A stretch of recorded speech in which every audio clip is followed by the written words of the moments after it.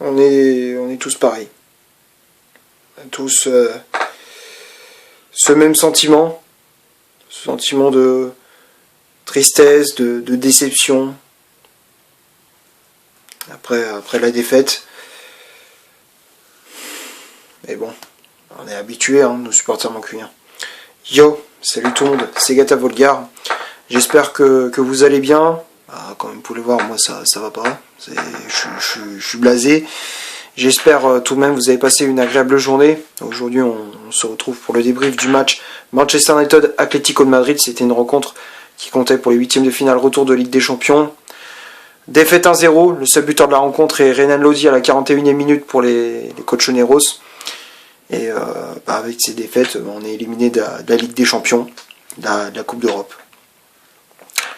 Une énième saison blanche. Mais bon, on est habitué, hein. Avec aucun fond de jeu, avec aucun caractère, aucun charisme, on pourra pas gagner de trophée, quoi. Avant que je rentre dans le cœur du sujet, avant que j'attaque la vidéo, je voulais m'excuser si ces derniers temps les débriefs sortent un peu plus tard que prévu. Je pense par exemple à mes deux derniers débriefs, le match Manchester United Tottenham et PSG Bordeaux. Ils sont sortis un peu plus tard que prévu. Ces derniers temps, je suis pas mal pris par mon boulot, je suis pas mal pris aussi par mes autres activités. Donc je suis désolé si j'ai pas trouvé de créneau pour faire les débriefs à temps. Donc j'espère que vous m'en voulez pas. Bon, ça c'est petite parenthèse, excuse. Pour débriefer ces 90 minutes, parler du contenu de cette partie. Pourtant, l'entame de match de Manchester United, elle est bonne. On a senti de l'intensité, de l'agressivité. L'entame était bonne, hein, de la part des hommes de Ralf Rangnick. On sentait qu'il y avait de l'envie. Il y avait de l'envie, il y avait on sentait que les gens ils avaient envie de faire quelque chose. Alors, il y a eu des occasions, c'est vrai, avec Anthony Elanga dans les premières minutes. Jadon Sancho ou encore Cristiano Ronaldo. Bon, on est tombé aussi sur une défense de l'Atlético très compacte, très solide, très très difficile à passer. Donc c'était difficile de trouver la solution. L'Atlético qui avait du mal à rentrer. Il y avait beaucoup d'imprécision dans les passes, ça manquait de justesse technique, ça manquait de justesse dans le jeu des Colchoneros. Après, au fur et à mesure, ils sont montés en puissance. Nous, à force comme d'habitude, lorsque l'adversaire met beaucoup plus d'intensité, beaucoup plus de vitesse, nous on est vite en difficulté. Et à force de reculer, on encaisse ce but à la 41e, juste avant la pause. En plus, ça fait très très mal. Renan Lodi qui ouvre le score sur une erreur de placement de la défense de Manchester. Tu vois que la défense, elle est pas du tout organisée, quoi. Pas du tout. João Félix, tu vois qu'il a 3 joueurs autour de lui, 3 joueurs. Hein. T'as Telles, t'as Varane et Maguire. Il temporise, il passe. Il a vu dans son dos que c'était libre. Du coup, il fait la passe dans la profondeur. Pour, je crois que c'est Rodrigo De Paul, si je me trompe pas, ou Coquet, je me rappelle plus, un des deux. Et le centre au second poteau pour Renan Lodi, qui reprend ce ballon de la tête. Et puis Diogo Dalot qui est complètement en retard sur le joueur. Donc pas du tout organisé. Derrière, il peut peut-être faire quelque chose. C'est vrai que il aurait pu anticiper. On sent qu'il avait anticipé l'action, mais il va pas chercher le ballon. Bon, après, je n'en veux pas trop sur le but. C'est plus sa défense qui est complètement à la rue. Donc honnêtement, je lui en veux pas. 1-0 pour les Colchoneros. La deuxième période, Rangnick qui fait des changements, qui fait des choix offensif, fait rentrer Rashford, Pogba, Cavani, Matic, ça change rien. Mata, ça change rien. Et t'essayes de pousser pour égaliser. T'y arrives toujours pas. Mais après, t'es rattrapé par tes limites aussi que tu proposes cette saison. Alors que contrairement à l'année dernière, moi je pense que si on avait le jeu de l'année dernière avec Ole Gunnar Solskjaer, si on avait le jeu de l'année, on jouait comme l'année dernière, je pense que l'Atlético, je pense qu'on bat l'Atlético. Je pense que pour moi ils étaient prenables. Si on proposait le jeu qu'on faisait l'année dernière, si on proposait ce jeu-là, je pense qu'on les éliminait.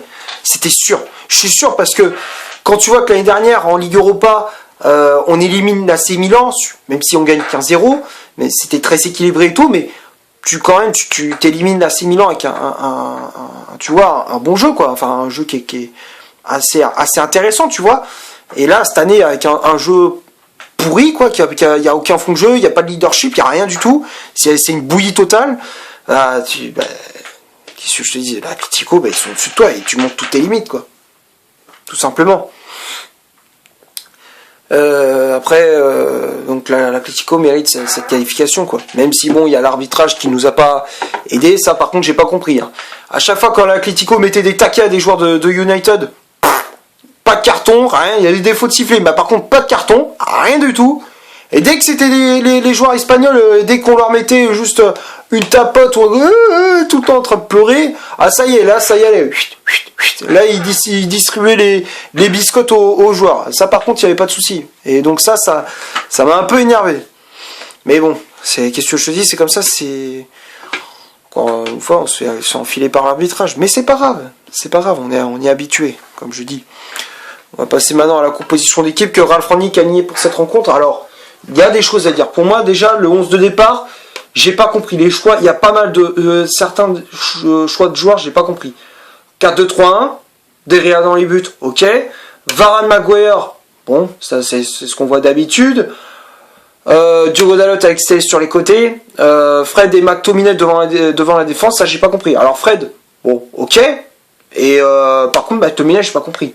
Pourquoi tu mets McTominay alors que Matic il avait fait un bon match contre Tottenham. On voyait qu'il apportait un équilibre, une stabilité, chose que McTominay ne peut pas faire. Il peut pas faire.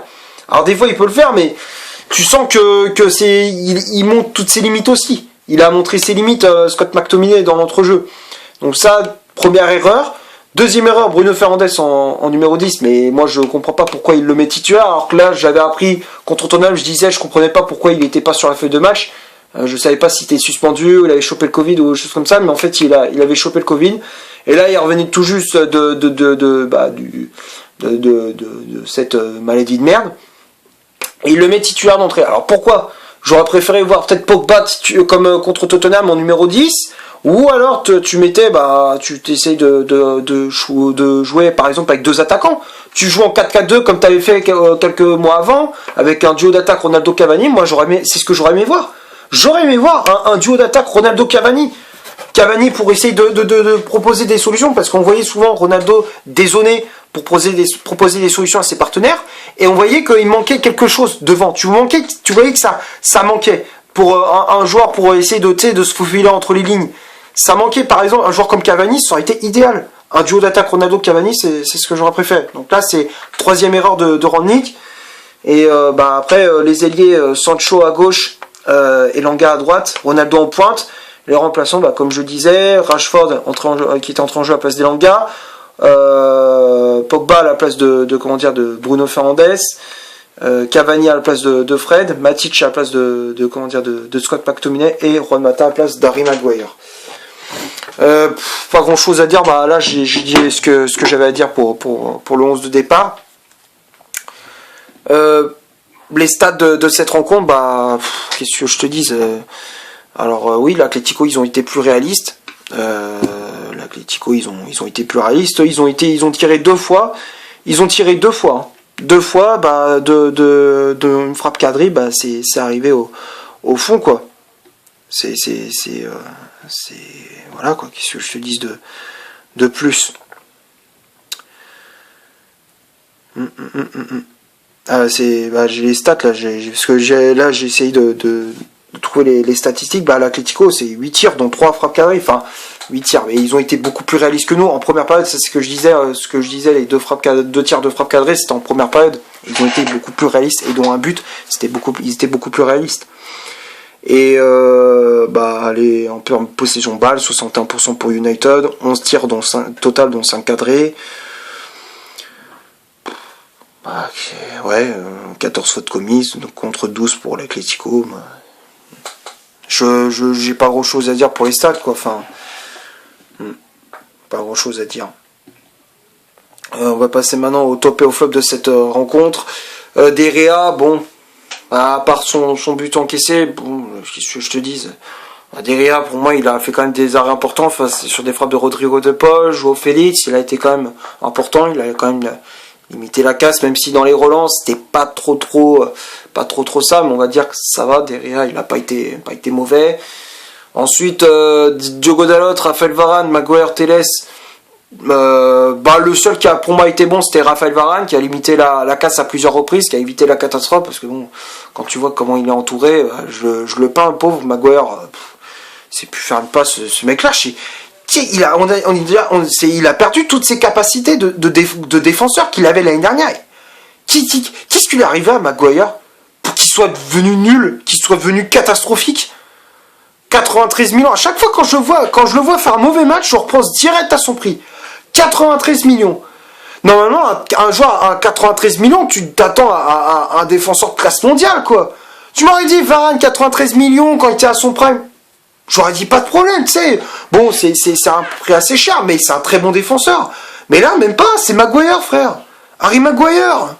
Eh ouais, mais c'est ça le problème, c'est la direction sportive. Tu vois que si en haut, c'est catastrophique, forcément le reste, ça va pas être bon forcément. C'est comme un poisson, quand tu vois la tête du poisson, est-ce que le reste du corps, ça te donne envie de manger? Pas tellement, quoi. Là, c'est pareil. Après, les latéraux, Telles et Dalot, ils ont pas été terribles. McTominay et Fred, au début, ils étaient bien. Ils avaient fait une bonne entame de match. Après, au fur et à mesure, ils se sont éteints. Bruno Fernandes, pareil. Et Elanga, on va dire qu'il a été plutôt intéressant. Il a porté de la fraîcheur, on sentait la jeunesse pour le jeune Suédois. Elanga qui a apporté de la vitesse, qui a proposé de bonnes choses. Sancho, j'ai l'impression qu'il a retombé dans ses travers quand je le vois, ce qu'il a proposé hier, mais ça m'a énervé. Mais ça m'a énervé quand je voyais ce qu'il faisait, Jadon Sancho. Qu'est-ce que tu me fais des gris-gris là? À chaque fois, je te jure, quand il avait le ballon, il faisait tout le temps comme ça. Il avait le ballon, il était là, il faisait tout le temps comme ça. Qu'est-ce que tu fais ça?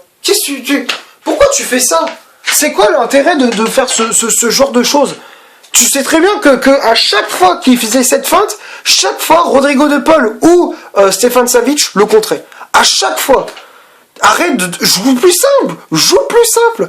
Mais non, l'autre, Jadon Sancho, il préfère faire des gris-gris, genre vas-y, t'as vu ce que je sais faire, t'as vu quoi? Et là, il a rien montré du tout. Là, il s'est fait bouffer. Ronaldo, le pauvre, il a pas pu faire la différence. Et donc Ronaldo, je mets dans flop. Et puis les remplaçants, Rashford, Pogba, Cavani, Matic et Mata, bon, ça n'a pas changé grand chose, quoi. À la limite, peut-être Cavani a fait une bonne entrée en jeu, c'est vrai, il a apporté de la grinta, il a essayé de bouger, de motiver les troupes. Mais le Matic aussi qui a fait une entrée en jeu correcte. Moi, quand je vois son entrée en jeu, je comprends pas pourquoi il l'a pas mis titulaire. On sentait que dès qu'il est entré en jeu, il y avait quand même du changement dans l'entrejeu. On sentait quand même il y avait du mieux. Mais bon, c'est les joueurs nordiques, c'est aussi la motivation des joueurs, c'est un tout. Je vais m'arrêter là pour ce débrief. Je sais que je suis pas enthousiaste, je suis pas joyeux, je sais que c'est pas non plus, je suis pas vraiment jovial. Après c'est normal quand tu vois que ton équipe elle propose un jeu dégueulasse, y a pas de quoi être content, pas de quoi être gai, quoi. Donc c'est tout pour ce débrief. Et j'espère que le débrief t'a plu, cette vidéo t'a plu. Si c'est le cas, tu laisses un énorme like, tu cliques ici pour t'abonner, tu cliques ici pour avoir d'autres débriefs si tu le souhaites. N'hésite pas à faire un tour sur mon compte Instagram, le lien dans la description, blablabla. Bref, comme d'habitude, tu sais, tu connais les bails, tu connais les habitudes. Et d'ici là, portez-vous bien. On se retrouve pour un prochain débrief. et supporter mancunien malgré tout. On reste derrière le club malgré ce qu'il propose. Il faut rester derrière, il faut rester fidèle. Allez, ciao.